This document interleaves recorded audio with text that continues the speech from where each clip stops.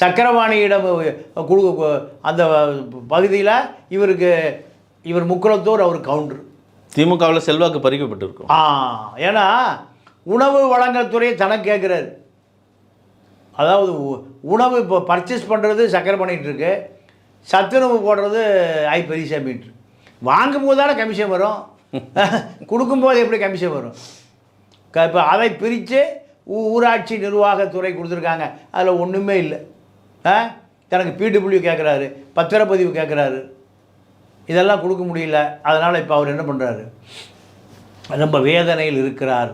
இந்த நேரத்தில் இப்போ என்ன நடக்குது, ரெய்டு நடக்குது. இருந்தாலும் திமுகவில் அவருடைய ஆளுமையை இந்த தேர்தல் அசைத்து பார்த்துருக்கு.